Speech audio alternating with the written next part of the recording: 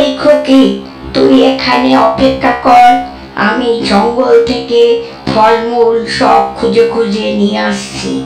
তোর তো খেতে হবে আর আমিও কিছু খাবো। সাবধানে থাকিস, শত্রুরা আসতে পারে।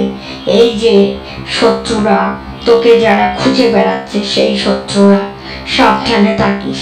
তোকে আমি অনেক কষ্টে মানুষ করেছি, তোকে এই জঙ্গলে খুঁজে পেয়েছি আর মানুষ করেছি, আমার অনেক কষ্ট হয়েছে। হ্যাঁ, সাবধানে থাক বাবা, সাবধানে থাক।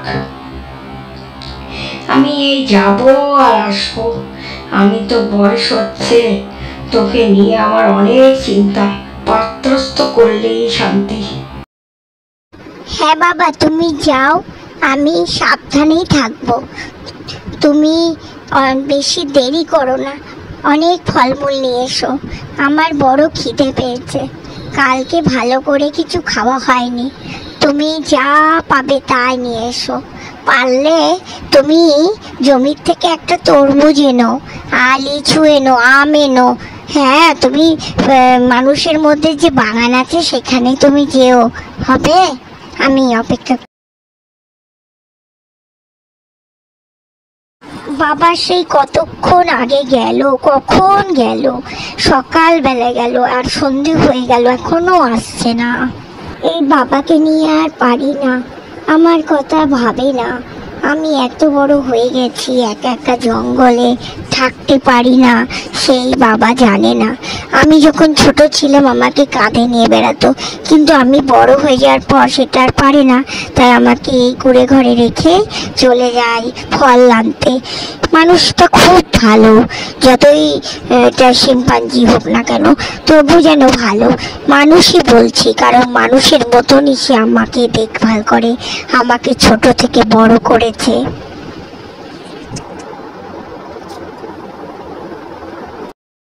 এই জঙ্গলের মধ্যে এই রাজকন্যার মতো মেয়েটা কে? আমি একে ধরে নিয়ে গিয়ে আমার বউ করে নেব। যাই, মেয়েটার কাছে যাই, দেখি, বলি ওকে আমার সঙ্গে তোমাকে যেতে হবে। তুমি এই জঙ্গলের মধ্যে কোথা থেকে এলে, কি করে এলে, কোথায় তোমার দেশ, আর তোমার নামই বা কি, তোমার পৈতৃক পরিচয় সেটাই বা কি? আমার তো অবাক লাগছে তোমাকে দেখে। তোমার এত কষ্ট করে জঙ্গলে বাঘ ভালুকের মধ্যে থাকতে হবে না, চলো তুমি আমার সঙ্গে আমার রাজত্বে চলে যাবে, সেখানকার রানী হয়ে থাকবে। আমার আমার রাজবাড়ি আছে ওই পাহাড়ের ওই সীমানায়, ওই উঁচুতে, সেখানে কোনো রাক্ষস খক্ষসের জায়গা হয় না, আমি তাদের সব ধ্বংস করে দিই। চলো চলো, তুমি কি নাম তোমার, আর কোথা থেকেই বা এই জঙ্গলের মধ্যে এসেছো? চলো, তুমি আমার সাথে আমার বউ হবে।